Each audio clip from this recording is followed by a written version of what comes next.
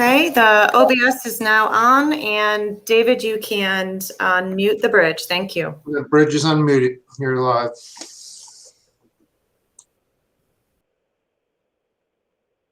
Good afternoon. It's 4:01, and we're going to start this meeting.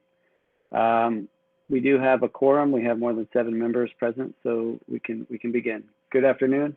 I'm Chair Darren Green, and I'd like to welcome you to the May 13th, 2021 Asheville Area River Redevelopment Commission meeting. The purpose of the Asheville Area Riverfront Redevelopment Commission recommends to the city and county an overall policy for the continued development and sustainability of the regional riverfront. The commission provides recommendations to the city and county for effective management of the public resource for the districts and actively pursues and assists private sector investments in the districts. The commission is made up of 13 members representing the city of Asheville, the Council of Independent Business Owners, RiverLink, Asheville City Council, Buncombe County Commission, and the town of Woodfin. Our committees currently consist of the network and river economy. All commission members and staff are participating virtually. We appreciate your patience as we work through committee meetings a bit differently. Pursuant to North Carolina General Statute 166A-19.24F, this will be a remote meeting which the public can access by any of the following means. We are streaming live on our Virtual Engagement Hub, which is accessible through the Virtual Engagement Hub link on the front page of the city website and also linked on the committee page.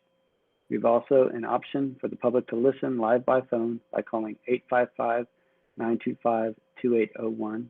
The meeting code number is 9385 for callers to call in and listen. Send comments by email to Riverfront Commission May 13th at publicinput.com. For those of you out there with us today, welcome. In addition to the pre-recorded and or emailed responses, we will also be taking live public comments for up to an hour. Each speaker will have up to 3 minutes for public comment. Again, please call 855-925-2801. The meeting code is, 9385. And press *3 to be put into the live queue. All right. Callers will hear an automated message letting them know that they are unmuted and live in the meeting. Callers may begin speaking after the automated message. If the caller accidentally drops out of the speaker queue, please redial the number and meeting code. Press *3 to rejoin the speaker queue to be reconnected. Next, we're moving on to the consideration to approve the minutes from the March meeting. Did everyone have a chance to review the minutes from the March meeting?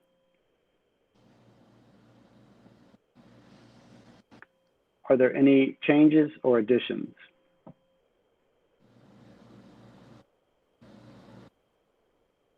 Would someone like to make a motion to approve the minutes? I'll make that motion. Do I have a second? Second. Thank you. Now we will vote on this item. Committee members, when I say your name, please say aye or nay.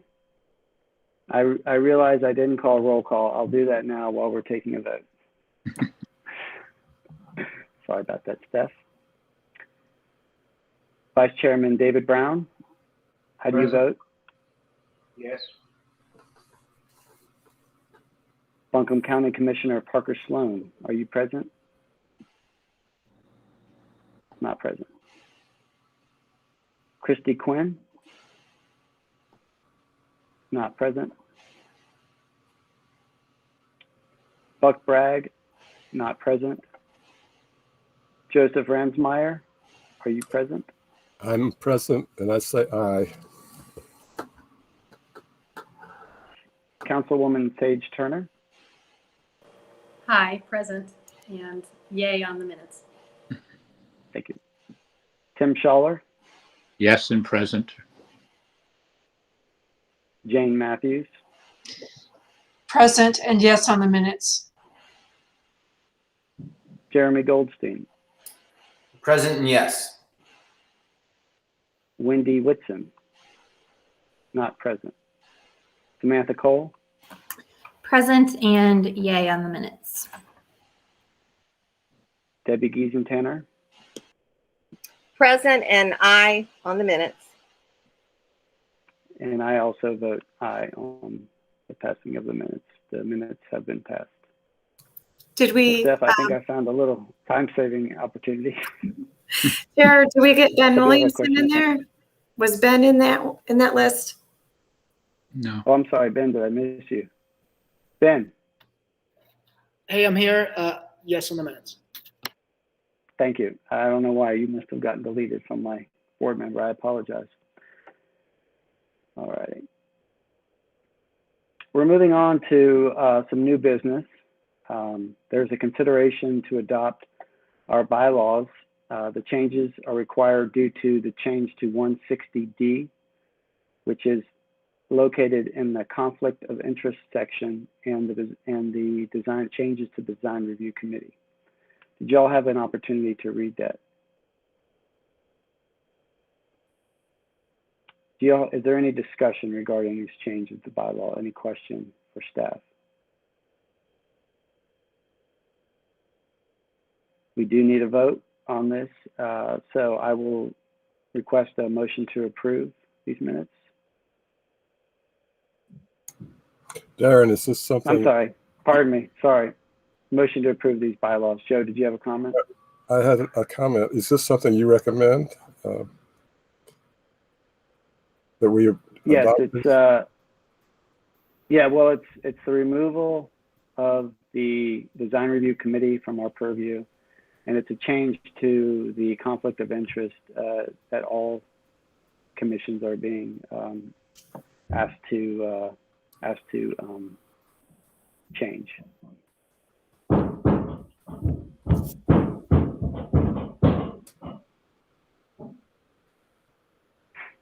Do we have any discussion? Any other questions?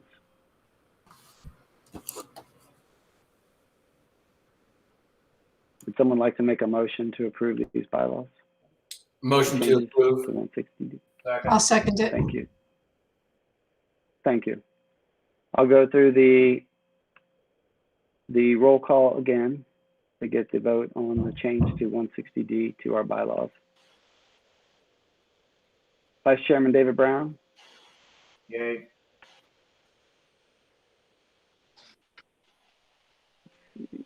Joe Ransmeyer, I say nay. okay, Tim Schaller, Yes, aye. Jane Matthews, Aye. Jeremy Goldstein, Aye. Samantha Cole, Aye. Debbie Giesen-Tanner, Aye. and I also vote aye. So we have one, two. Ask Ben. Ben and Sage. Oh, Ben, I'm sorry, Ben. I missed Sage too, I'm sorry. Aye. Sage, how do you vote? Aye. And Ben? Aye for me. Do you have a count on how many ayes versus nays, Steph? It passed 9-1. Thank you. All righty. Next, we're moving on to the design review for Amboy Road Campground project titled Camp West.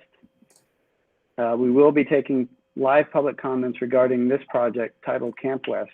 Please call 855-925-2801. The meeting code is 9385, and press *3 to put into the live queue. I'm going to ask Sasha now to present the staff review of Camp West. Commissioners, if you have any questions, please raise your hand. As a reminder, we will be taking live comments on this review. Thank you, Thank you. Chair. Thank you, Chair Green. Yes, so as some of you may know, this is a formal design review of a project that was submitted last fall. Due to some technical issues, internal to the city. I had no idea about it. Design review staff didn't know about this project going on until last, April.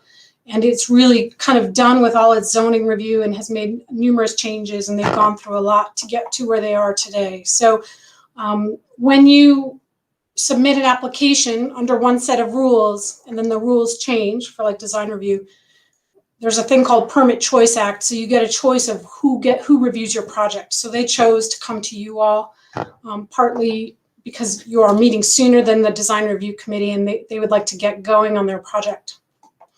So this project is on Amboy Road between Biltmore Oil and Smoky Park Adventure Center. The parcel's just a little over 2 acres. The project is for 16 A-frame cabins and a 2-story lodge. It has 26 parking spaces. They are providing a sidewalk both on Joyner and on Amboy Road. And here's the lot right here. And you can see that the lot is split zoned. So the green is river zoning and the yellow is RS8, which is residential single family. So they are accommodating that in their plan. I'll talk about that in just a minute. So here's kind of a aerial perspective of the development.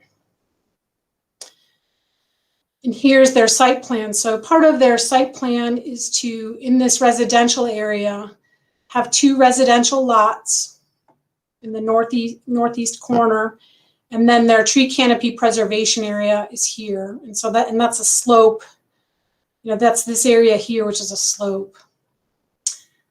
They also have a buffer along the along a property line buffer here along Joyner Avenue and against these parcels here as well. And now I'm going to switch. I'm going to switch because what they submitted was actually really great.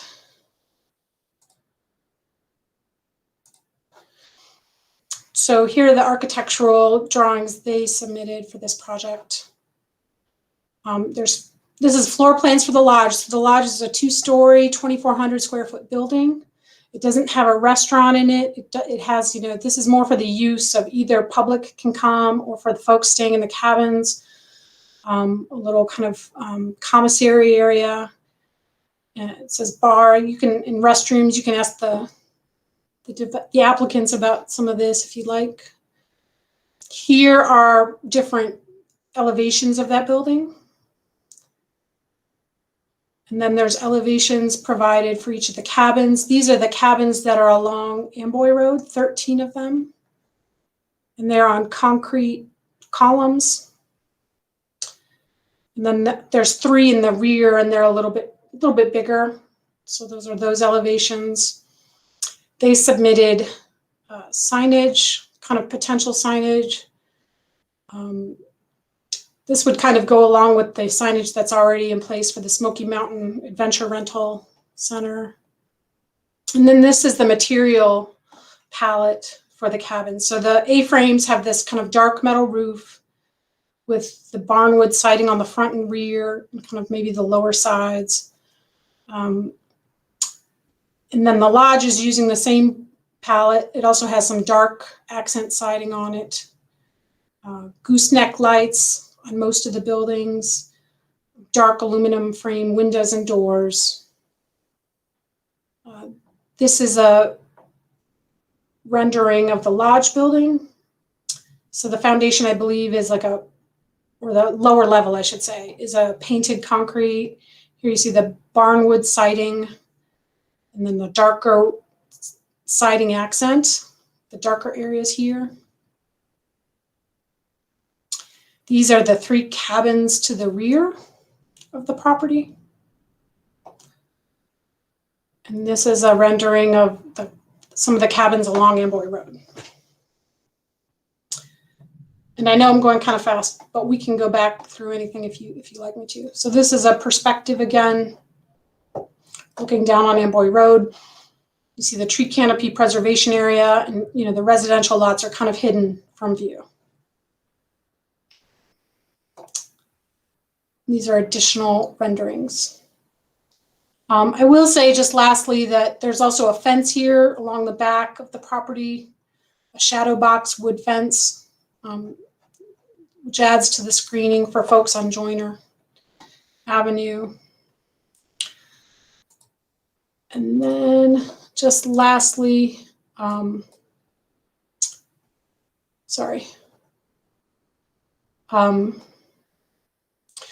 just overall, this is a very unique project for the River District. It's very different than anything else we've seen.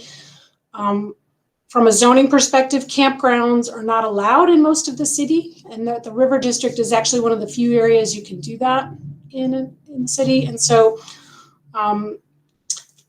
A-frame cabins are kind of a new take on this. And so the guidelines they don't give a ton of guidance, and obviously we all know they need to be updated, but I did find some pieces of the guidelines that supported, in this part of the Amboy Road, it's kind of a greenway area, it's recreational emphasis. And so this fits into that from a use perspective. I don't think this would fit in like the River Arts District proper or the more urban areas of the River District, but there's parts of our rivers that are a little bit more rural and less built up. The signage, landscaping, lighting, sidewalks, all contribute in positive ways. And then the muted palette that they're using is appropriate and doesn't kind of distract from the surrounding natural colors of the river environment, which is part of one of the guidelines. And that's where I'll stop, and then I'd be happy to answer any questions. And I do know that, both Shelton Steele, who's the owner, and Matt Fusco, who's the designer, are here to talk after I'm done, if you all have any questions for me. Does anyone have any questions for Sasha before I hand it over to the developer? Jane, I have a question. I was just curious. I noticed the actual A-frames are on concrete posts, but I couldn't quite understand what was the structural expression on the two-story building. If that was wood or if that was concrete or steel. I believe it's concrete. Is this where we're? Those posts holding up the roof and the. Oh, I'm sorry. Oh, no, I think those. Those are locust posts, Jane. Okay. Yep. Well, that's good for the wet area. Yeah, they're going to come off the site. So we have lots of locust trees. So that's how we're going to use them. So Thank you. I appreciate that. So there is they're elevated because of the floodway. Floodplain. Floodplain, okay. Mm-hmm. And the two building lots, they'll only be accessed from Joyner Avenue? Correct. Okay. Yeah, there's a substantial grade difference there. Mm-hmm. I know there's quite a bank, really. Mm-hmm. I'm happy to turn it over to Shelton and his team, unless there's any other questions for Sasha. All right. Shelton, would you like to introduce you and your team and take any questions from the commission? Sure. Hey, y'all. Thanks, Sasha. That was a great synopsis. Thank you guys for being here today to review our project. Just a little kind of who we are. So I'm Shelton. I've been in Asheville for a long time. I work for a handful of breweries around town, but this is my first business. I live about a half a mile from the site up behind Hall Fletcher Elementary. Matt Fusco's on the call. Matt's been our site planner, and he's done more revisions than he and I want to count to get us to the place that we're at right now. So we're proud of it. It's kind of our baby. Letting it out of the house is it's hard to do, but we're happy to answer any questions you guys might have about it. We're hoping that we tie into the Greenway and kind of offer some form of enhancement for visitors that might want to park their car and not drive for the weekend. And we're excited to be Stuart's neighbor. Stuart's the owner of Smack. So Yeah, I'd answer any questions anybody has at this time.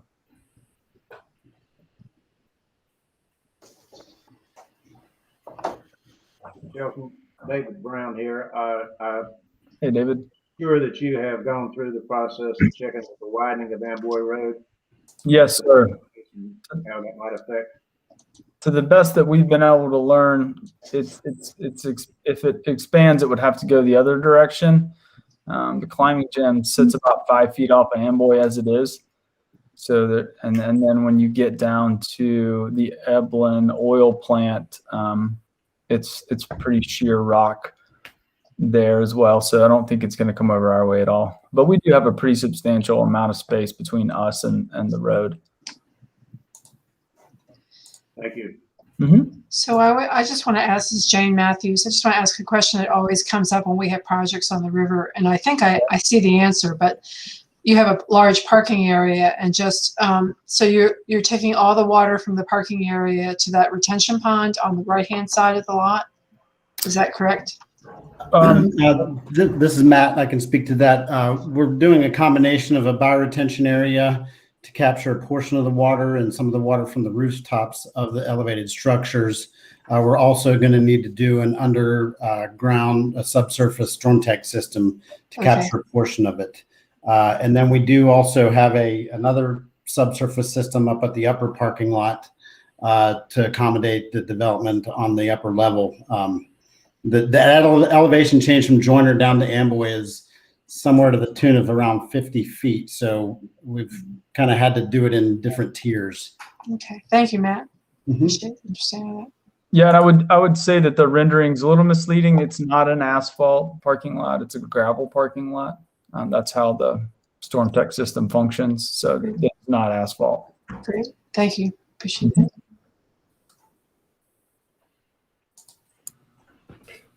This is Joe Ransmeyer. Could I ask about the lodge? The intention for the lodge, is it going to be for rent or just for guests who are staying in the cabins? Or what's going to be the function of the lodge? Yeah, good question, Joe. So it serves several purposes. It's kind of the anchor of the campground. So it'll have a grab and go food, cafe, coffee bar, grab and go, local beer, cider, and wine. And then on the basement level, it has a 1,200 square foot event space. So the idea is that if someone were having a company party, they could rent that, even if they're not staying at the campground, or if they had a rehearsal dinner for a wedding and they were all staying at the campground, they could rent the event space as well.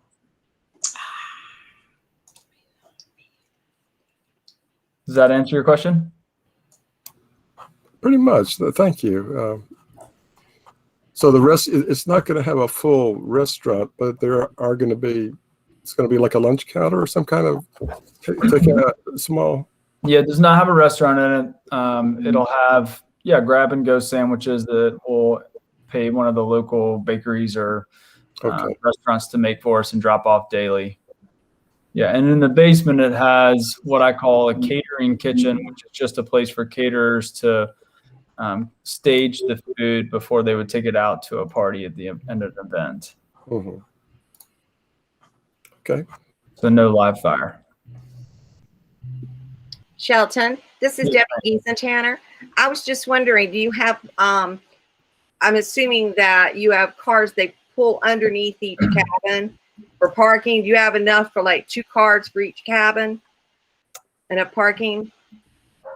Good question. It varies.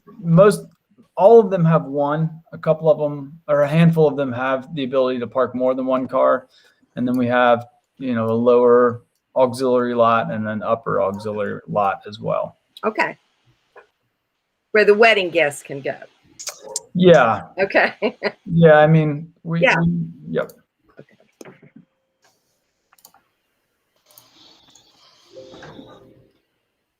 Any other questions for the team? Comments? This is Sage. I have a question for staff. Are we back to staff yet, or are we still a team? Sure. Sure, you can throw it to Steph.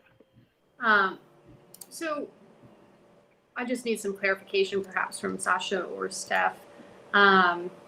These appear to be for all visitors, short-term rentals, and a campground. Is this zoning? I guess I'm under the impression that citywide, a short-term rental needs express permission. Is this zoning somehow allowing it and I'm just not aware? It's a campground, so that's different than a short-term. I mean, it is in a way a kind of lodging, but it's different. Maybe Shannon could address, maybe Shannon wants to chime in here, but campgrounds are allowed in certain parts of the city. Not very much. I understand the campground, but then I see cabins. So I'm getting. Yeah, the definition of campground includes like primitive cabins or rough cabins. And those cabins don't have kitchens in them and things like that. So that's where they qualify as a primitive versus a developed situation. Thank you. So do they have bath? I guess I need to just look at the floor plan. It does have a bathroom, yes. And it has, think of like, yeah, it might have a mini fridge, but it's not going to have a sink or anything to be able to make food or anything like that. Sasha, in the design review or the architecture on 4, it shows a plan view of that on sheet 4 of that set. There you go. And in addition, there are some campsites designated in front of 4 cabins as well. And then there are also 3 van connections for people that would be coming in and say a Sprinter van.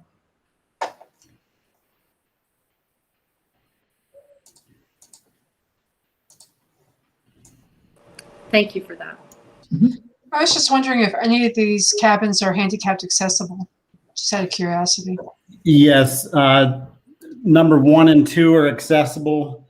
And in fact, number 3 and 4 could be accessible as well from the upper parking lot, where we have accessible parking that would lead directly onto a path that takes you to those cabins. Thank you, Matt.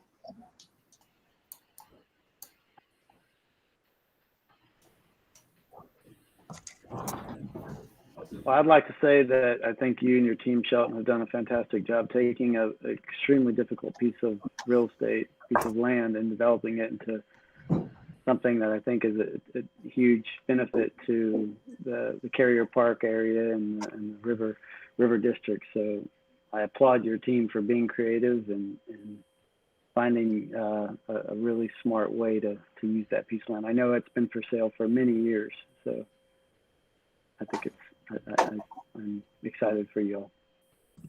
Thanks, Darren. Well, I know some of the particulars in this thing, so I didn't want to come here and pimp it, but it is for the district, for somebody that has a business in the district. This is real to have people to be able to drive but on down to the district. I think it's something that's a real plus to us. I know we're going to get hotels sniffing around. I think this is a much better way than a boutique hotel. So I applaud it. Thanks, Tim.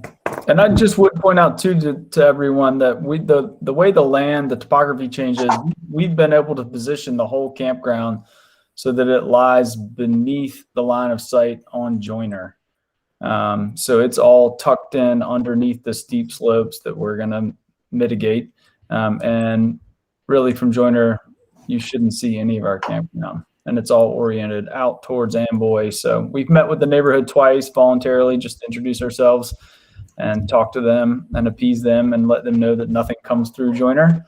And it was pretty well received by the neighborhood and then the Iwana group as well. Thank you. If there's no more comment or questions, we're going to try the live call-in. Steph, Sasha, do we have anybody that's waiting in the queue? Chair, we do not. There are no live callers for this item. Darn. All right, we'll try next time. Next, we need to, we're going to need to vote on this. So do I have a motion? I'll make a motion. Okay, did you see that there is a suggested motion? I move to recommend approval of the Camp West project as presented based on site plans, elevations, the materials submitted and discussions heard during this review, and find that the project meets the intent of the River District Design Review Guidelines. I will second that motion. Well It's said. Jane Matthews. Well said. Thank you. I'm going to do roll call and take votes. Vice Chairman, how do you vote? Yes, in favor. Joseph Ransmeyer, Yes. Councilperson Sage Turner, Aye. Tim Schaller, Aye. Jane Matthews, Aye. Jeremy Goldstein, Aye. Samantha Cole, Aye. Debbie Giesenthaler, Aye. and last but not least, Ben Williamson. Aye. Thank you. All right. That motion has been approved. Thank you all. Darren, can you just confirm that you are also voting aye or nay? Oh, yes, I do vote aye. Thank you. Thank you. Still approved. All right, next we're going to move on to some design feedback and design review from this commission on 4 projects. I believe Sasha is going to present these one at a time. It's unlike some of our other commission meetings where we've looked at mostly the design. We can look at it from multiple perspectives, how it fits in, impact to the neighborhood or the business area, parking. So without further ado, I will pass it on to Sasha. Can I ask a quick question? Yes. So are we under our new rules now where this is going to be going on to design review committee, or is... Correct. Yeah, I can give it. I'll Yeah. let you. I can give you an introduction. So Yeah, if you could guide us on really the purpose and how our feedback is intended to be used, that would be helpful, at least to me. Sure. And so we've got 4 projects we'll go over today. These are all, so for now on, when we present these will be things going on to the design review committee. And they will do the design review vote. And like Darren, like Chair Green just said, you can give us design feedback that we would take to the committee, or if you have some other concerns or other issues, please let us know, and we can either, staff will take those into consideration, or we will also pass them on to planning and zoning or city council if that's where it's headed, if that makes sense. And Jeremy, I think you might have missed, I don't know, but Stephanie said earlier, we will get better at this. This is our first go round. It's a little rough, but we will provide you a little bit more guidance in the future. For today, we've got 3 small projects that will be going to the committee, and they don't go any further. Otherwise, they're staff level review. And then we've got a conditional zoning at the end, which Shannon Tuck will present, and that will be going all the way through city council. And those projects will be going to the design review committee in May or June. And some of these may not be ready until July. I'm not sure. So the first one is, it's approximately, a new address has been assigned, 57 Robert Street. And this project actually did come to the Planning and Design Review Committee, and they did vote in support of it. It has a small 4-story mixed-use building, almost 7,000 square feet. It's got gallery space on Robert Street and 2 residential spaces above. And there's a total of 5 parking spaces in this project. So here's a site plan. Here's the driveway on the bottom. You can see it comes off of Roberts. Roberts is on your right. And it comes into this small garage that's behind the retail space. I didn't include all the floor plans. There's more materials in the folders I linked through the agenda. This is the front elevation, black and white. It's got a tan brick. Fairly simple. Kind of, they looked at, the other buildings, the Kent building, the Phil Mechanic building that are, just to the left of here. I guess that would be the south of here on Robert Street. They have gooseneck lamps. It's a very tight site. It's a very small site in terms of square footage for the building lot. And this is a rad form code project. So here is a view as if you were looking up north towards Robert Street. You can see the driveway here in the front and some windows. And this is the rear. So if you were at the railroad tracks looking up at the project, you would see this. And part of this is below ground there. And that's all I put in the presentation. If you all have any feedback, I'll stop there. If you have any questions, Jane was, and I can't remember, Jeremy and Joe, I think Jane and Joe were definitely there for this review. I can't remember if Jeremy was there or not. But the committee did vote unanimously to support this project. Yeah, I remember the review, and I like what I saw and their intentions. We're going to end up with a very nice sidewalk just in front of that building. And hopefully the rest of the street will adjoin to it eventually.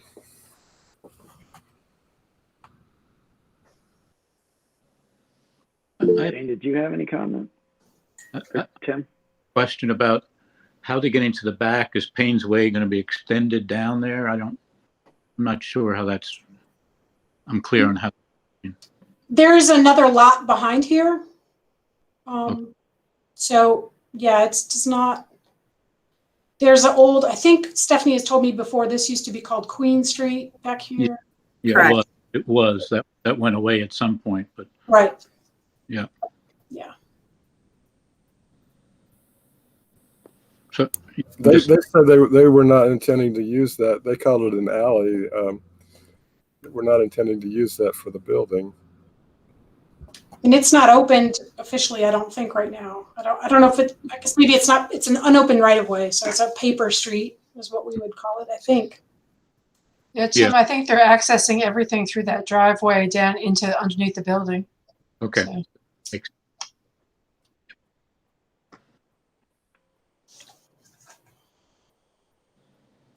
I have a kind of an observation. I spoke with a property owner on Robert Street, a landowner, and we were discussing the project. And it's amazing how much development they had to add, and how much infrastructure they had to add to acquire those 5 parking spots.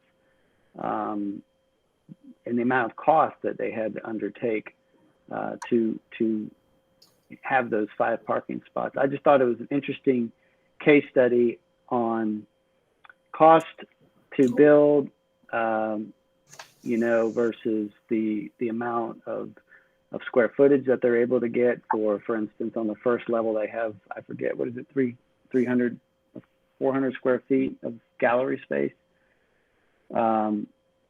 And the entire retaining wall on the back end of the building was to accommodate the parking in the rear.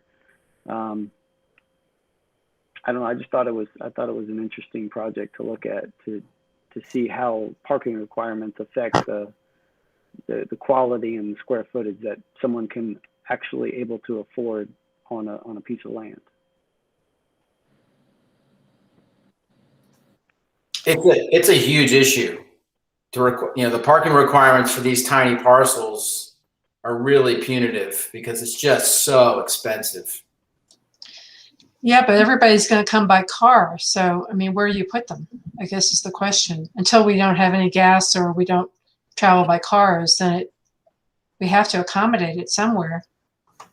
It's going to be here, or it's going to be in somebody's backyard or neighborhood, Or the city prioritizes that if you want a dense infill area, and we put some public parking decks spread throughout the district. Yeah, the conversation about in lieu, taking a fee for the parking might, I know that, Jeremy and I were both at a RADBA meeting, and, parking has come up again as a conversation in the district.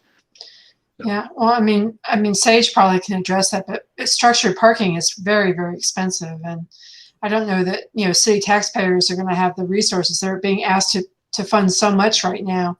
I don't know that that's a real reality in terms of dollars. And we've got homelessness, we've got other things, infrastructure problems that still need to be dealt with. Jane, I can concur that I'm not hearing anything about parking decks. I was really involved in parking for a long time, and we've been looking at South Slope, we've been looking at downtown, so it feels a little pie in the sky to me at the moment. Mr. Chair, would you like me to keep going? Because we've got 3 more. Sure. Okay. Yep, keep going. Okay, the next project is here at 240 Klingman Extension. It is not even a level 1. I think it's just a small commercial permit. They are retrofitting this the old studio space for a sewing company. And basically they are taking the solid white garage door and converting it to a white garage door. Excuse me, a glass garage door with these 2 panes of glass. And then they are adding some additional glass in this area. And then they have they're adding some guardrails to the ramp in the back, and that's pretty much it. The rest of it is all interior changes. So this will be going to the DRC probably at their next meeting as well. Is that the space formerly Jonas Gerard Gallery? Yes. Okay. So they are. I don't know if any of you looked up the. Go ahead. Sorry. I'm sorry. So they are keeping these existing windows and this door. Go ahead. Sorry.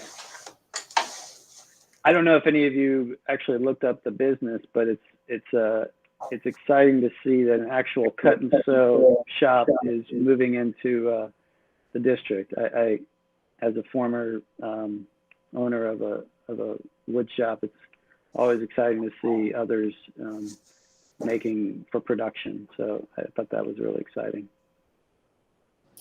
Yeah, I agree. I think the use and the improvements they're doing are great. Yeah, this came before BizWorks, so I got to see this come to fruition. So I think it's a good project. It's a good landlord. It's they're not doing a huge change. Cool. Right. Should I keep going? Sure. Keep Do going. you know what kind of products they make? What is it? A recreational or? It looked like from their website that you can bring them your design and they'll basically fabricate for you. So if it's pillows or a product, they'll do. Is that right, Tim? You probably know more than I do for sure. Yeah, that they have some of their own stuff too, but that's part of it. Mm-hmm. Well, that sounds Well, good. I think getting some light into that space is probably helpful, given that I don't see many windows on the floor plan, other than right at the, right on the corner there. But so that's probably a good addition to the space for working. Well, that inside that garage door was kind of I think a loading dock area, and I haven't seen how they plan to use that, but I imagine they'll open those doors in nice weather. Right. Mm-hmm. All right. Our next project is 17 Truckers Place. This picture's a little centers on the Aldi. I'm sorry. It's really this yellow piece over here. It is a vacant lot. It's been vacant for a number of years. It's between WNC Tile to the east and the Aldi. And Truckers Place is this road coming off of Swannanoa River Road. This project did come to the committee back in January, and the committee voted. Actually, the committee did not vote because they made a lot of suggestions and they had some changes to make. Along the front of this parcel is a 30-foot sewer easement, and there's also power lines, which are really affecting what they can plant. And I believe they have to go through alternative compliance. So they did submit plans, and this is just a picture of the site, so you can get a kind of get your bearings. And there's a little bit, you see how the ground is raised here. It's always interesting, like when, not sure when that happened. When they came to the design review committee back in January, they had this drawing on the left, and they had a very blank, ugly facade going along Swannanoa River Road, and the pretty part kind of facing Trucker's Place. And the committee, and I had advised them of this before, but they didn't believe me, I guess, but the committee really pushed them to turn their building, and that's this site plan on the right. And they had a kind of prototype building, didn't they, Sasha? They did, yeah. I have that coming up. So, so they did submit this for a level 1, but it's kind of stalled out. I haven't seen any revisions, so I don't think it'll be coming to the design review committee till June or July at the earliest. So these are they kind of have these prototype building elevations. They have this nice stone corner. So this is what would probably be facing Swannanoa River Road now. This is what they had on Trucker's Place. And then this is this is closer to what was proposed for Swannanoa River Road. And that was just not good. So they are, you know, right now I think they're dealing with some landscaping issues and other things. But and there are, I could pull up if you want me to, they've got some, these are all over the place. And I actually saw like 2 or 3 of them on my way to Charlotte. And they vary in how nice they are, but they do have some other prototypes in other cities. There's some pictures in the January folder if you wanted to go look at them. But happy to hear any feedback or comments from you all. Well, I'm glad to see that the entrance is now sort of facing Swannanoa River Road. That was a real priority for the design review committee. Yeah, instead of just an emergency exit. Yeah, we spent a couple hours on this one, Jane, didn't we? And I think they took our feedback pretty well. There was quite a bit of feedback, so I'm happy to see the changes they've made. Yeah, I think so. Once again, it's a relatively small lot and a challenging to get such a, you know, a building and business located there.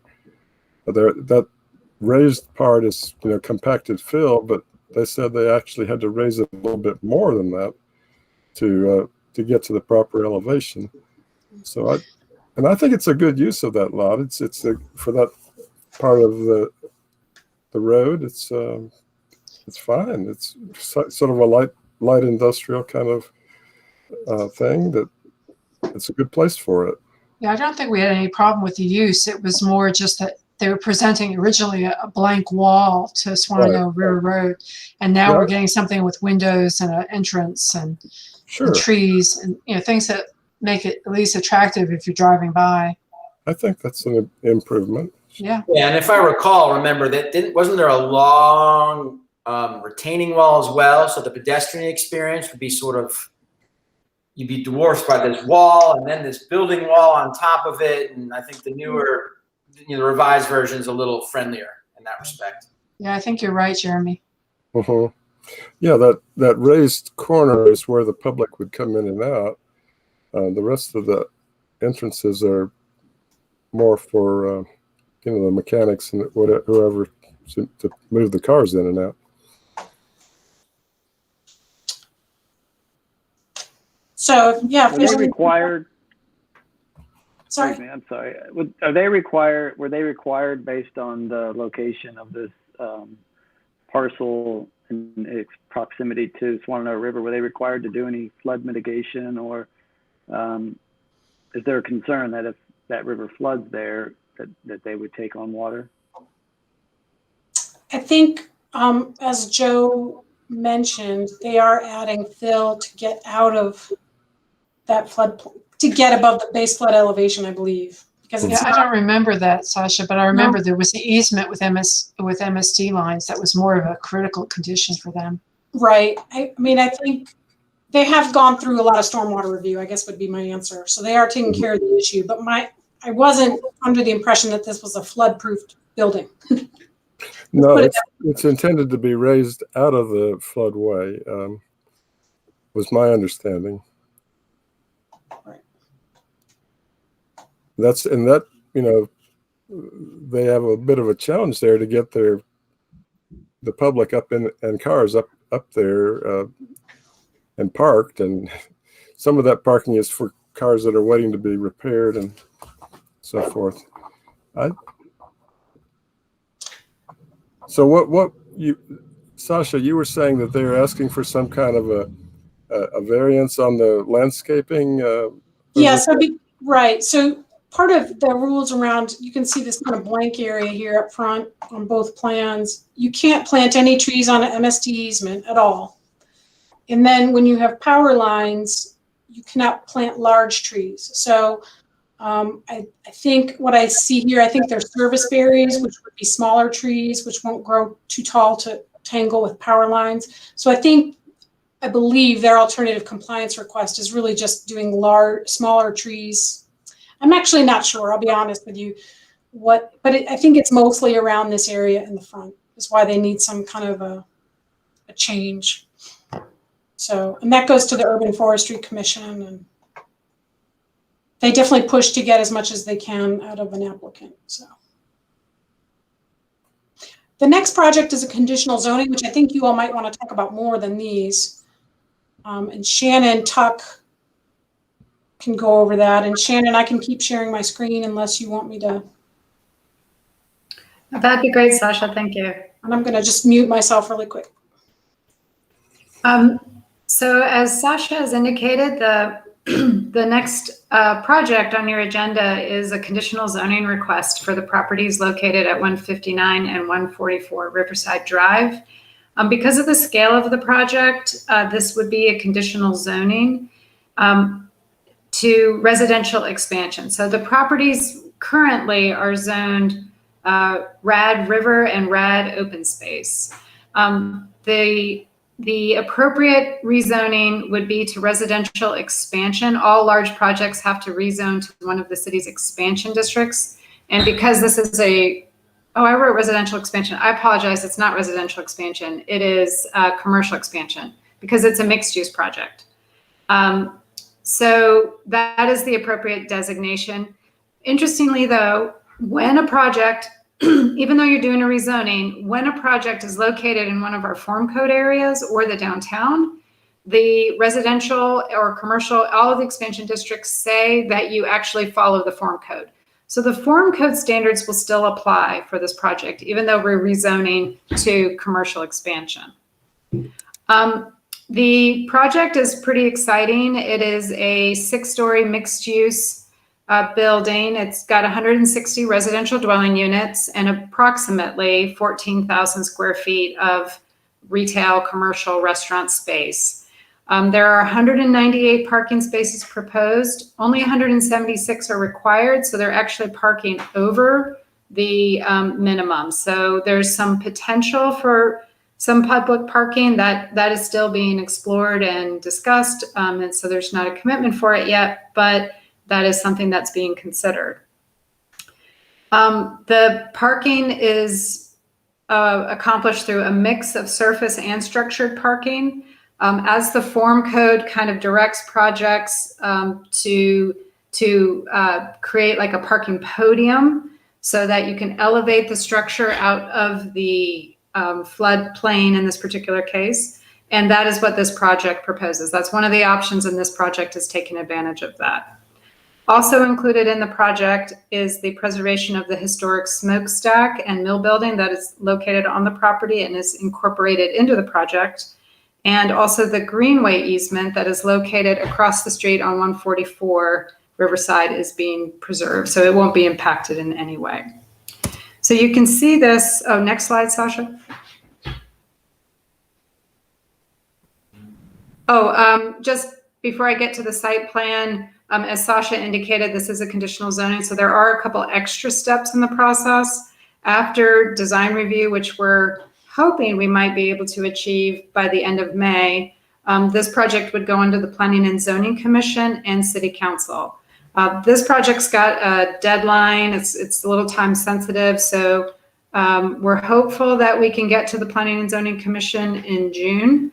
We did have informal design review earlier in the week, and there were some positive comments, and it was fairly well received, so I'm optimistic that we might be able to meet this timeline.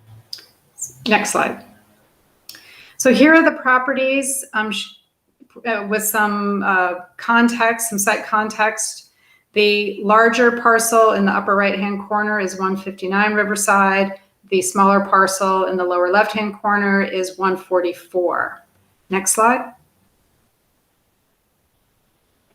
The majority of the new construction is on the larger parcel at 159 Riverside, and that is where the 6-story mixed-use building is located, as well as most of the parking. Across the street on 144 is a smaller, just surface parking lot.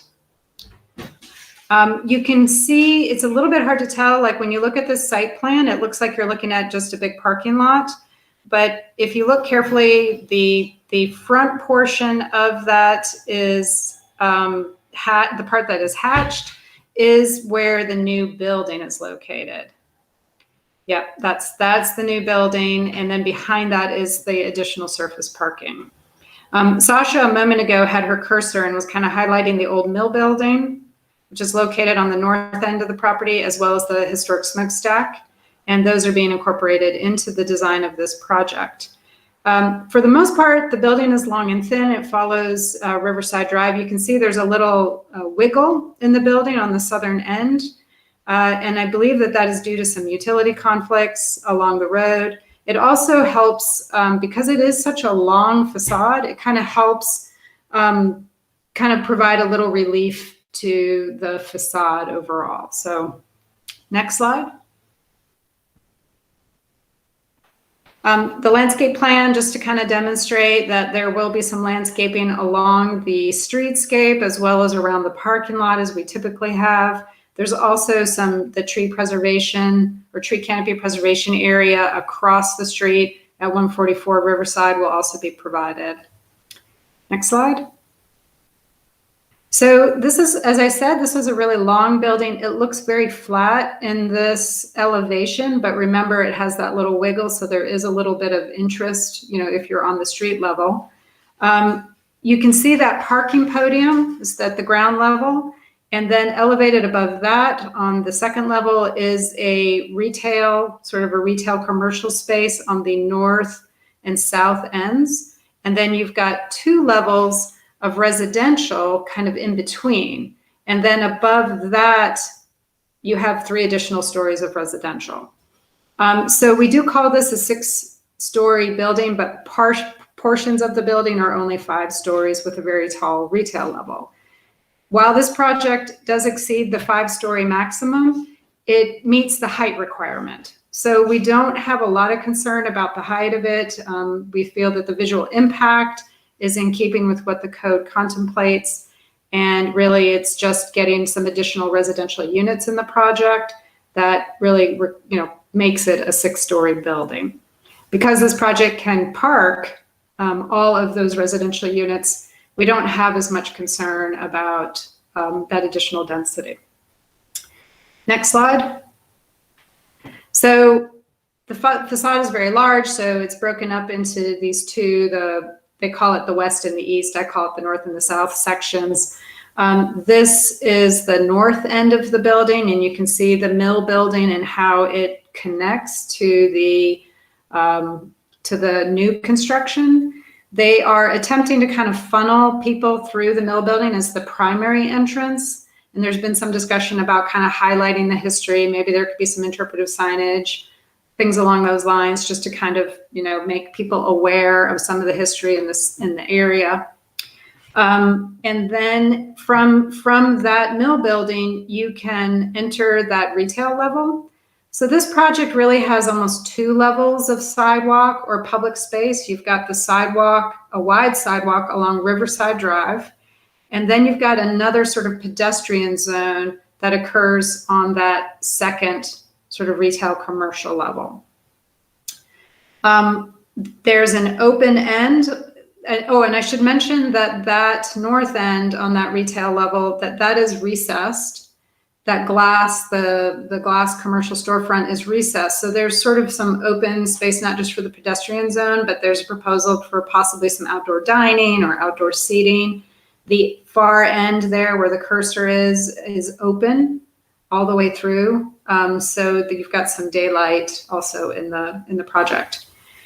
The form code also requires that every 200 feet, or for facades greater than 200 feet, you have to interrupt the building. So it allows you to do it in one of two ways. You can either literally just, you're allowed to have a continuous parking podium, but when you get to that 200 mark or before, you have to either like end the building or punch through.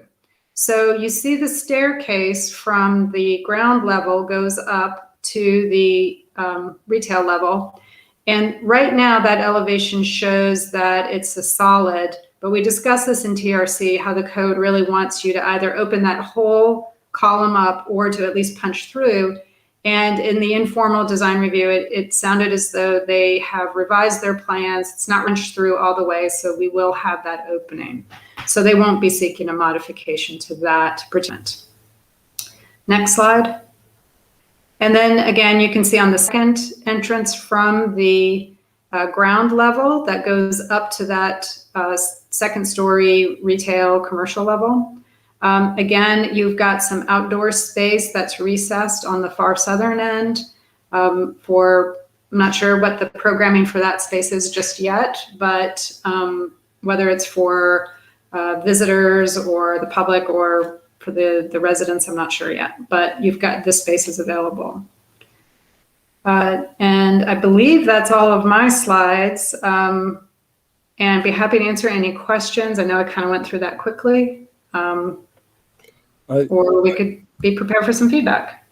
I just have one comment. It's not really that noticeable on these elevations, but many of the apartments have balconies that are, I think he said 5 feet wide. So there's an opportunity there to have some greenery and plantings in containers, so forth. So it's not just a vertical brick. It's there's going to be the little bump outs of balconies, and I think that made it quite a bit more attractive. I didn't get into the materials, and I don't know if we have all of the detail yet. But I think if I recall, and Warren is on this call, he may be able to fill in some details for us. But I just realized I haven't turned on my camera. I apologize. But I believe we're looking at like a combination of, I'm not sure if I think it's a brick with some concrete, some black metal, wrought iron kind of. Yeah, it was board form concrete, as I remember, Shannon, and it was trying to have an industrial, almost factory aesthetic. Yeah. Shannon, I can share that image that we were sharing with the informal group. It was part of the package that went to Sasha earlier in the week, but I'm happy to share that if it's helpful. Yeah, go for it. All right. Okay, well, the protocol here, we don't usually let outsiders share, but we can do it. I realized, Warren, I have it, but go ahead. I don't mind if you don't want me to. I don't mind not doing it. No, it's fine. It's fine. Go ahead. Okay, I promise I'll be a good boy. I think a few of us have seen this already, but it wasn't submitted with the materials because it just was shared with design review on Monday or Tuesday. Monday. Shannon, while he's pulling that up, I looked for it in the materials, but I didn't see it. Has there been any discussion around how many of the units would potentially be classified as affordable housing? And if so, what percentage AMI? Please. We have not gotten those commitments yet. We have asked the question, and I know the developer is considering it, and we're waiting for the conditions for the project before we go to the Planning and Zoning Commission. So we will know before we move on. But anything that will be designated affordable will be 80%, a minimum of 80% AMI or lower. I think how many units And the period of affordability is usually the thing that we go back and forth on, before we get to the Planning and Zoning Commission. So no commitments yet, but they're exploring it. Everyone seeing the screen okay? Yeah, unless Warren, you don't have any updates about affordable units in the project, do you? I don't think they're still in discussion. I don't think there's any intentionality right now for affordability. I think there's still some ongoing discussions on story height, all these things that there's difference of opinions on, as far as like parking up under the building versus where you start your counting of stories. That being said, we recognize there'll be B1 conditions that will be part of the plan, and you'll have to follow through the process, and that's a negotiation among City Council, Planning and Zoning, and ownership and council. If everybody's seen it okay, I think this helps with some of Joseph's comments as far as the balconies, and it does give a little more insight into some of those spaces that Shannon was kind of showing. So it does have the inset back here where you see that second level of that additional pedestrian restaurant kind of area. And it does show the sidewalk down here. It does show the parking up under here, and we'll have screening. This isn't fully vetted yet. It's just kind of a visual, but it does kind of give a sense of where those openings are, where the stack is, the existing mill building that we're hoping to really renovate and make it a real focal point for the project. And then it also, as Shannon mentioned, the building does have a kink in it down here on the south end, and that is because there is a major transmission line through there that would not be feasible to have relocated, but we are staying off of it in the proper ways. One thing that wasn't mentioned that came up during the review was that screening of the parking would maybe have some kind of vegetation on it as well, like an ivy or something that could grow on the screening. And it's only on the riverside, not on the back side of the building, not on the railroad side.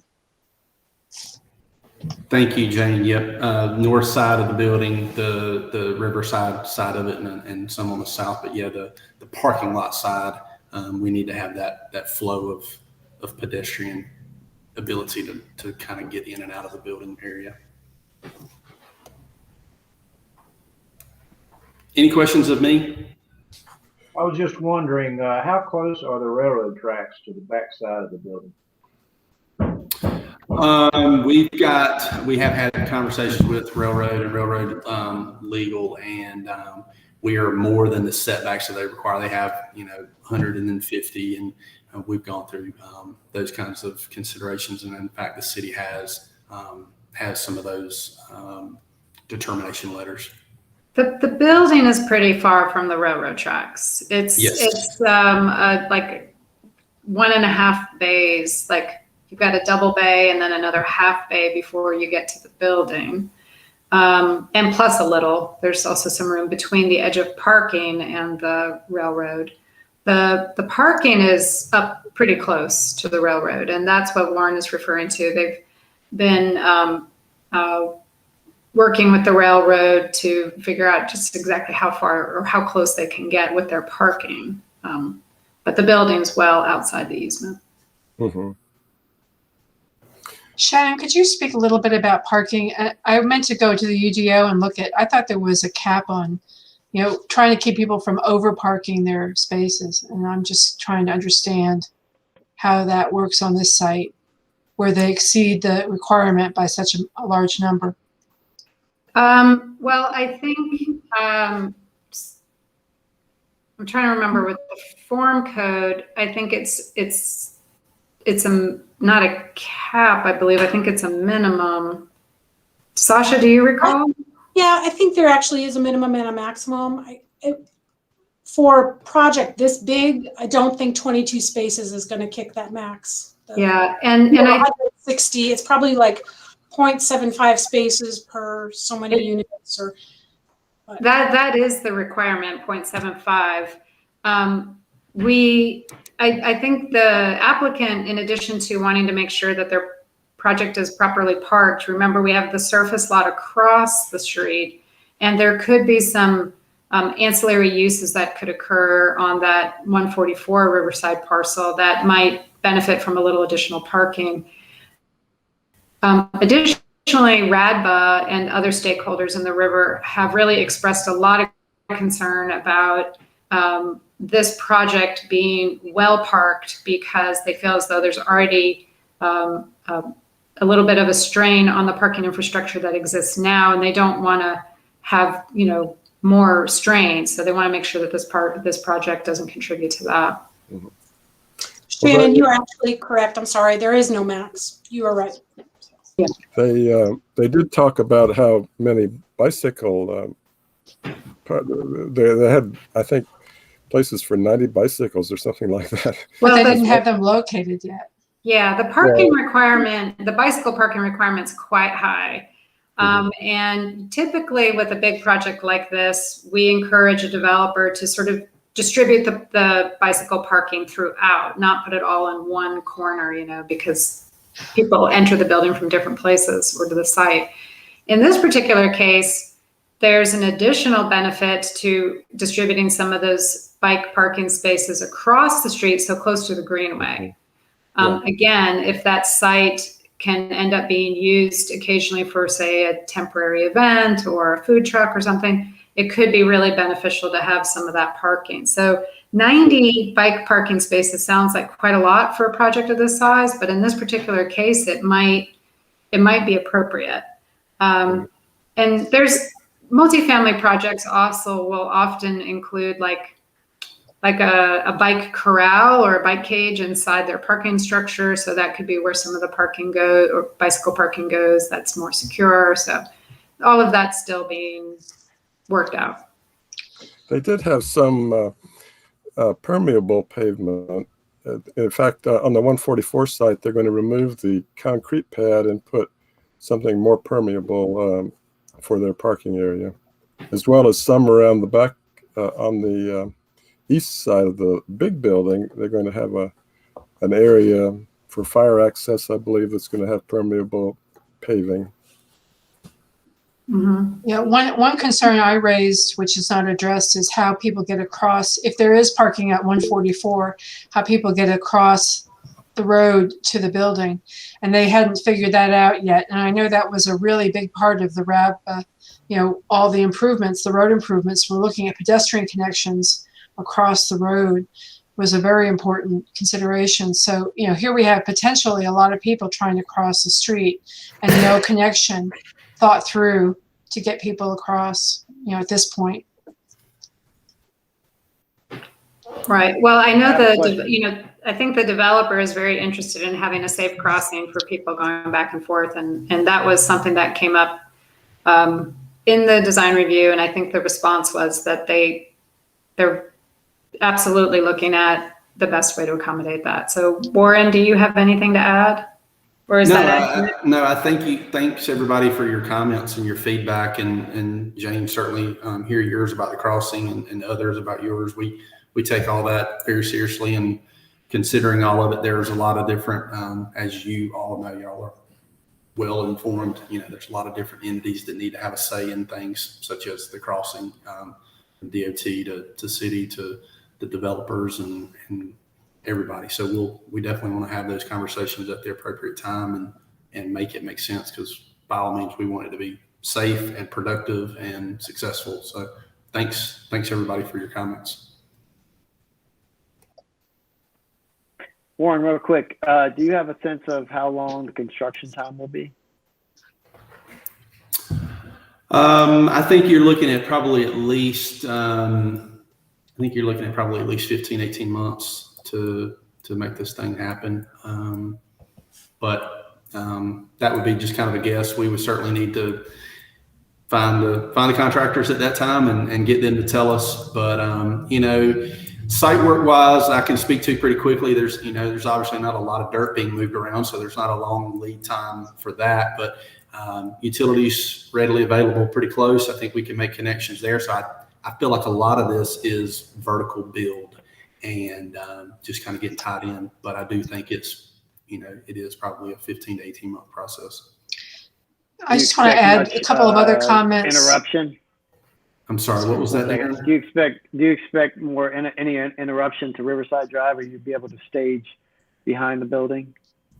No, I would expect, the vast majority of it to be able to handle on site, given the parking lot we have to the back. And like I said, not a lot of site infrastructure needing to happen to accommodate it. There may be some small closure here or there in order to make utility connections and to make those, street trees and sidewalks and things like that. But I think it will be a very, very minor amount of disruption. Okay, thanks. Jane? Darren, I was just going to add that during the informal design review discussion, Kate and Kaya mentioned maybe adding some shade trees to the parking area and selection. And I don't know, Warren, do you remember, she said something about one of the trees was not a native species, and was it the serviceberry or? She mentioned one of the Western, and I'll find the exact species. I apologize. But she mentioned that it was a Western species, and she was looking for something that was more here. And I think I had answered then, and I'll reassure everybody here. We'll definitely look at the rivers planting species list and go off of that unless you guys tell us otherwise. Yeah, I think that would be good. Thank you, Warren. Thank you, Jane. Thanks, Warren. And the other thing that was mentioned was about art, adding potential art. And I know the developer asked us about what our opinions were on putting signage on the tower, on the chimney. And I felt pretty strongly as a historic part of the project that should not be where the signage was. But, we were encouraging the use of art, local artists for signage and bike racks and other elements that could be put along, the public right of way.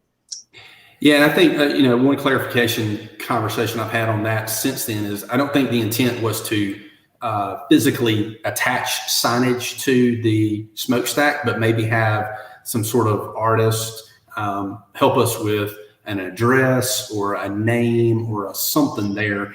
And, I think we'd still like to explore that as an option, and being respectful that it is certainly iconic and what we want to be very, respectful to. But I think there's a great opportunity. I've seen this in a lot of other places where you can have a very nice, well done thing there that could be, Yeah, the other issue I brought up with that would be maybe depending on whether you use historic tax credits for part of the project or not. The SHPO may say, no, that's not kosher, Right. So. And Warren, just so you know, if you end up doing something creative like that with signage, that needs to be reflected in your B1 conditions. Understood. Thank you. Yeah. And meet the sign ordinance too. So, right. Right. And right. You'll want to just, presumably whatever signature, property identifier you use, that might need a special call out in the B1 conditions, but generally you should also just say all other signage shall meet the RAD form code standards. Thank you. Yes. One thing that was mentioned in our informal review was that it's good that it's more apparent. It should be more apparent to people on the sidewalk level what's happening there, because you'll have that secondary walkway in front of the restaurant and other commercial spaces, and it'll be it's not like it's hidden back in the back. People will be able to see that this is activity that's happening there, and I think that will help from the street view perspective, unlike some of the other buildings that have been proposed that just have the parking and then a wall, so where you can't really tell what's going on back there. So I like that about it. Thank you for your comment. Yeah, I like our activation and what we're showing. So thank you for the comment. Thank I made a comment during the review that that's upper promenade, that upper walkway was a really important feature, that something that, we were looking at trying to, we knew buildings had to be elevated out of the floodplain. Having that secondary walkway in a way creates another street, another sidewalk. So, it'll bring people up into the area and connect along the whole facade of the building. So I like that. And their use of materials has been a good choice. I think they've selected good material palette. So. Alrighty, if there's no other comments or questions, thank you, Warren. Thank you, Shannon. We can move on to our next item. All right. So if you all remember, we took a survey and we kind of distilled the most important that we figured as a group, which were the most important priorities that we wanted to focus on moving forward. I'll highlight a couple of those: transportation and mobility, public safety, including river recreation, stormwater and water quality, future greenway development. There were also folks that wanted to make sure that there was public art, as a priority for some of the things that we would look at as a commission. And I do want to say that over the past several years, we have been promoting very strongly the development of design guidelines. It's been a top priority for this commission. Now that the Design Review Commission has been developed, I would suggest that we as a commission allow that group to take the baton, and we support them with letters of support, and we also allow the Downtown Commission to also support them and help them push through some real useful design guidelines. Are there any comments there before I move on? The only comment I would make is I hope, and I'm looking forward to hearing more about it, but I hope the city will invest in having somebody help to do that, because I don't know that we have the skills within our own, or the time within our own efforts to create those guidelines. We can definitely review and help hone it, but I hope we get some assistance on that. That was always the intent. Thank you. So what we've talked about, and we've had a couple meetings with the executive committee, and we've brought some of the chair members in, the chair heads in to talk about some development of some new committees. And this is what the executive committee would like to propose. It's we'll no longer have the networking committee. But what we would like to promote are 3 new committees, and I'll spell them out. The first one is a Swannanoa Corridor, the development along that stretch of the river, the future greenway that will be planned there. This committee will also be involved with stormwater and water quality. The next committee that we propose is a transportation and mobility connections. That could be transportation and connection from the River Arts District to downtown, intra-district connections, even to districts around the rest of the city. I could see one from the River Arts District to West Asheville. It seems like a likely place to create some synergy. And the last committee would be the public safety, which would include river recreation as well as flood response. That would work with folks at Public Works and making sure that when there is a flood, that it's communicated clearly to the pedestrians and drivers so that they know how to navigate around those areas. So what we're asking is that each commissioner over these next couple weeks consider which committee you'd like to sit on. We'd like to limit that to about 3 commissioners per committee. That doesn't mean you can't look to sit on 2 committees if you'd like. And then one of those commissioners would act as the chair. We would also ask that each committee develop 2 goals, and those would be tasks that your committee would focus on, and we would really try to get some real positive change through these committees, through this work. I'm going to open it up for some discussion and any comments and feedback. So I have a question. What happens to all those folks from this commission who are on design review? So they already have another committee to be on.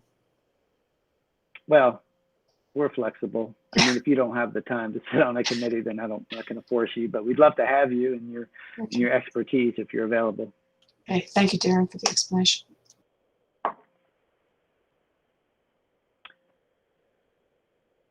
Tim, I know you want to say something.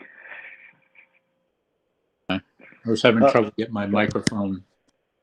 Okay. The transportation, I mean, parking has come up in this meeting, it's come up in RADBA. Is parking part of the transportation? Is it a purview of transportation?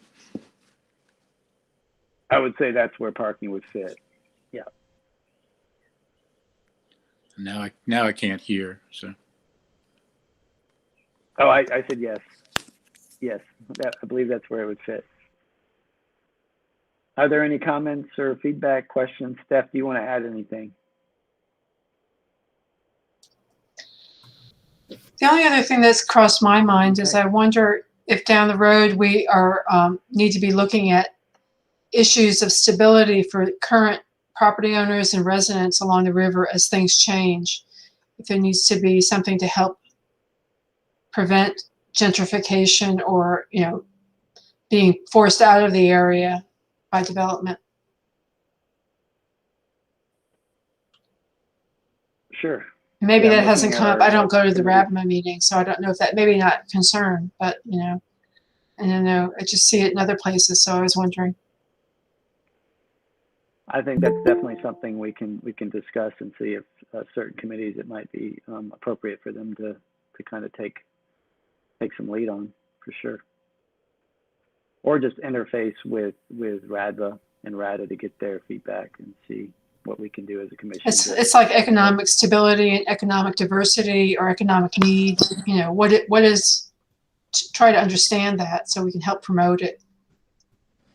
One of the things I can say as staff is when we looked at these different areas, we tried to think about what you guys could take the lead on or support other commissions doing, and or other initiatives that were happening. And there is, you know, quite a bit happening around affordable housing. You know, the city supports a community land trust, but we would be happy to bring more of that information to you. But we generally, you know, I think there are people that are approaching it, but not necessarily from a sub-district level, like not necessarily looking at the River Arts District. Although, you know, when we did the study that actually Sasha project managed for us several years ago for alternatives to gentrification in the area, that that was the genesis for the community land trust. And it may make sense for us as committees to invite other commissioners from other commissions that might be helpful. For instance, you may want to have somebody from SACE sit on our water quality board, or our commission, our committee. So that might be a way to incorporate some of those. That's a good idea. I am on the committee called Close the Gap, which is, they had asked for a representative from our commission to be on that. So I serve on that. And that's, you know, involved with all the corridors along the Swannanoa and the French Broad, and as well as handicapped access and accessibility. And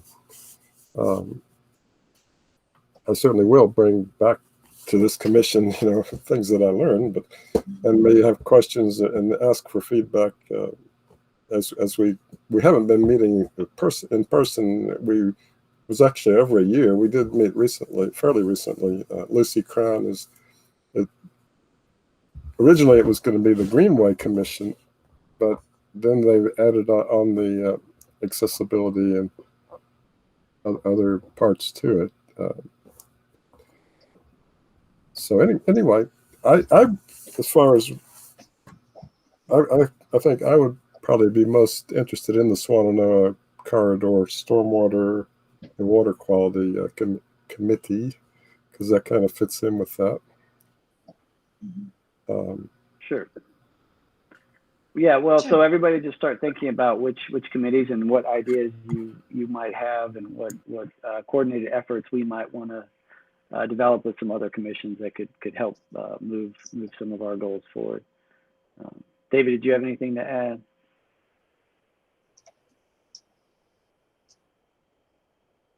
Had to make sure I was back on. I think you've covered what we talked about in the executive committee very well. And the networking committee, which I was a member of, we haven't met in over a year, mainly because of COVID, but it's ran its course, and we will always be available to reach out to people within the district whenever there's a subject that needs to be addressed. Thank you. All right, if there's no more discussion, Bedelia, are you there? I am. Can you hear me? Yes, thank you for sticking around. I know I said Sure. it'd be a little sooner, but so Bedelia has been spearheading a task force to review the open space ordinance. And instead of me stumbling through what has been happening, I figured I'd bring in the professional to let everybody know what's been going on and how some of these changes to the proposed, or some of the proposed ordinance, how they might affect the River District. Thank you, Darren. So my name is Videla Satvika. I'm employed with the Department of Planning and Urban Design. And like you heard, we've been managing an update to the UDO's regulations for open space over the last few months. We were tasked with creating a task force made up of 8 different commissions in order to try to build consensus, because what we found is that we went to one commission that was more oriented towards, say, the natural environment, and they were really pushing hard and resisting part of the regulations. And then, the built commission would have the opposite effect. So we put people together to try to come to a consensus. So that's a little bit of the background. One of the recommendations from this task force is that we no longer exempt any zoning districts from open space regulations. And as you know, the RAD is currently exempt from open space.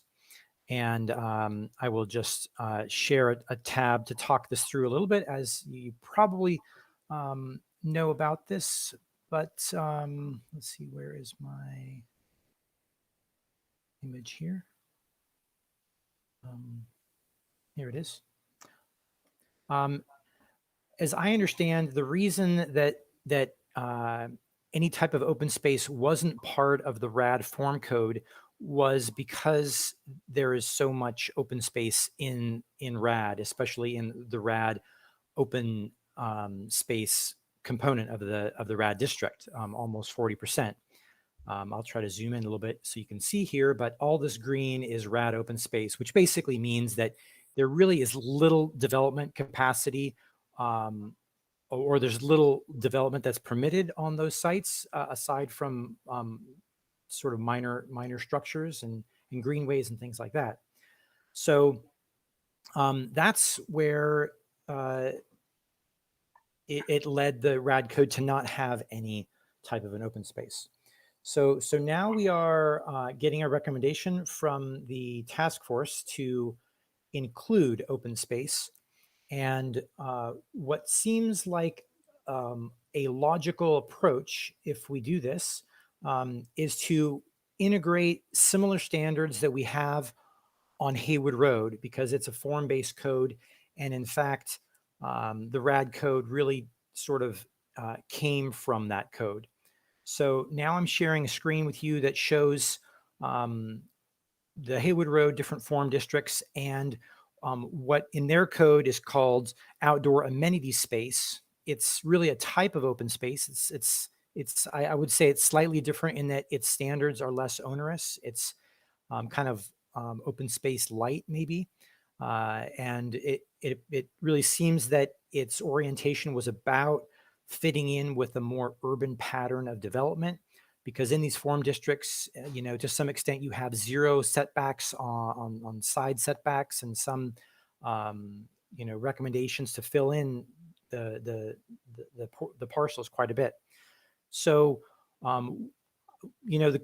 the consideration that I'm putting out here for this commission to discuss and to give us feedback is if this is an acceptable approach to change the RAD form code and to add a new standard that would require these various districts that you see on the screen to have to provide open space when we get projects.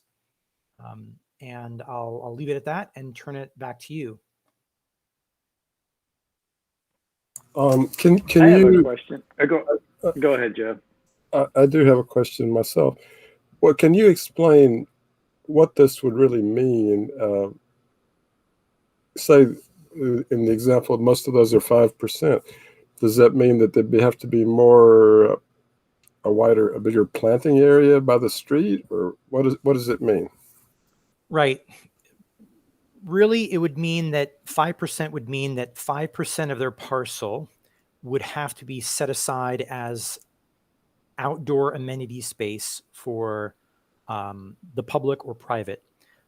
So it isn't necessarily public in the sense that you can have a rooftop deck that is 5% of your parcel that allows your either residents or customers, if you're a restaurant potentially, to have access to the outdoors, and that standard then is met. We could look through some of these proposals and see what components of outdoor space there are proposed now. Some of them, maybe all of them, already propose open space. This standard would be relatively light, and it would be consistent with what we have in the Haywood Road form code, but it would just formalize the requirement of outdoor space. Is it felt that this is necessary because people aren't providing open space? Well, the consensus of the task force for open space was that it's important that individual parcels provide the open space. So, they heard the logic or the rationale that exempted the RAD from integrating open space when it was first made, and they thought that we should be going in a different direction, and that Asheville should have a higher standard of outdoor spaces, with the exception of the CBD, where we are taking a different approach. Well, we have this huge new red tip project with the greenway all along the river and all that abundant open space in the RAD that I think should serve all of us very well, and it already is. So I don't see personally, I don't see the need to have this regulation stipulating that every one of these others has something else. Fadil, I have a question. This is Jane. Would something like the balconies on the project that Joe mentioned be considered part of the outdoor amenity area? Like where each unit had a balcony, if that would be open space, something like that? Yes. If we basically copy the standard from Haywood Road, you're seeing it now on the screen. The definition and the standards for outdoor amenity are quite few, right? So it sort of defines outdoor amenity space shall be provided on the lot as unenclosed exterior space, improved for pedestrian amenity, rooftop space, or for aesthetic appeal, and cannot include areas used for vehicles. So then some minimum standards are, this image shows a 7x7. It's loading now. Here we go. Sort of minimum dimensions of what the amenity space could be, and it's, I think, relatively small here in order to accommodate rooftop facilities. So the answer is yes. The intention is to provide urban open space. And it can be, just to clarify more, Jane, it can be public or private, but no, I think the balconies that they were discussing were about 5 feet in width. So technically, those would not count. Okay. Okay. I just was curious at whether something, if we could encourage more things like that on a project to try to, if they want to get density, but, have connection to the outside some way. I know that project in particular had that promenade space with larger areas that were commons for the residents they talked about. Maybe that would fall into it. I don't know, but. I'll just Adele, say, you were present for, go ahead. Just to respond to Joseph, this is a recommendation that's coming from the Open Space Task Force. Ultimately, we need to take your thoughts into account, and then we'll bring something to the Planning and Zoning Commission probably around July, and then to council in around September. So although they're requesting this new addition to the open space for the RAD, that's just their request. Vidal, this is Debbie Giesentanner. I just kind of want to go on record as saying I really do believe in the outdoor spaces. I kind of look at our whole county as we're developing so quickly. And I think for the future, as much green outdoor space as we can have for each home, each residential property, each commercial, I think we're all the better for it. So I'm a big proponent of that. Okay. I So just Vidal, think we reviewed. Hold on, Joe. Let me make this point. Go ahead. We reviewed a project on Robert Street, and I'm wondering if that project complies with the open space. I know they have some balconies, but I don't know how closely you reviewed that from that perspective. Do you mean the project you reviewed today, the 6,000 square foot with 5 parking spaces? Right. I'm wondering if that one complies. I wasn't paying attention too much. Did that have any outdoor space, Sasha, or a roof deck? It had some balconies on the back. I don't think they were 7 feet deep, though. I mean, they were definitely longer than 7 feet, but I don't know that they are that deep. Mm-hmm. And I was going to ask a similar question, like for existing buildings, like the sewing company, like if they were doing so much improvement to the building that they triggered site compliance, what happens to something like that that's already like an existing building that's landlocked kind of thing? Right. If they would trigger site compliance, then they would be forced to do something on the roof. Well, there is a little bit of an area behind the building. If it doesn't have to be open to the public, they could possibly have a outdoor picnic area or whatever. I think we need a little more time to discuss this among our commission before we make a recommendation. That would be my thought. What do you think, Darren?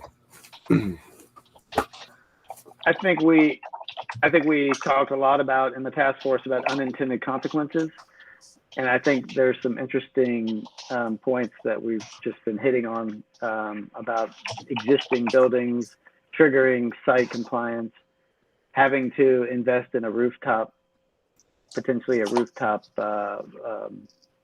deck. I'm thinking about the project that's for sale, the Riverlink building. That's lot to lot. If they trigger based on their, the cost of renovation, if they trigger some sort of site compliance, where are they going to go? How can they? I just think those are some case studies we should consider. I think it's easier to do it for a build up, right? But for the existing buildings that people are wanting to redevelop, there's definitely something there. Vidalia, would you be available to go to the RADPAC meeting? Because this board, there's a lot more people there who might have input, having done projects there. And I agree what Joe is picking at, which I'd like to see the attempt to 5%, and I think there's going to have to be exemptions. I just don't see how to do it without. Another one here shortly. Yeah, no problem. I can do that. I guess I need to get an invite, or I'll chat with Sasha and get on that. All right. Yeah, we can get you an invite. Thank you. Are we, I don't are there any want more questions or comments? I don't want to sound or go on record as saying that I'm opposed to this. I just think it bears a little more discussion before we make a recommendation. I'm open to, if it's the majority feel that this is advisable, I'm open to including it, but I'm not sure it's necessary. It would be an added regulation. Yeah. Well, I can email around to Sasha to have sent to you all just a summary of sort of the key points, so that it's clear and you have links to relevant documents to help you discuss it. Well, that would be helpful. Thank you. All right. Oh, thank you. Are we ready to move on? All right. I don't believe Peyton is on the call. So we will move on to our council person, Sage Turner, for any updates from the City Council. As it relates to the river, no, I would like to go ahead and plug that we do need one more member from this commission to join our design review board. So if any of you are considering and enjoyed the process of looking at these projects today and would like to join us, if you're hesitant or would like to speak about it, please feel free to give me a call. I believe that is the only update I have at this time. Thanks. Does anybody have any questions for Councilperson Turner? All righty. Since Commissioner Sloan is not present, we'll move on and we're going to try this again. So do we have any live callers? Sasha? No, sir, there's no one in the queue. Dang it. All right, we'll keep trying. Well, I appreciate everybody sticking around, and it was a lively and very informative hour and 45 minutes, so thank you all. Mr. Schaller, Commissioner Schaller, I'd like to hand it over to you. Would you like to make a motion to adjourn this meeting? I'll make a motion to adjourn quickly. And I'll second it because I have another meeting. Well, thank you all very much. This meeting is adjourned and y'all have a wonderful weekend. We didn't Thank vote you. on it, You all too.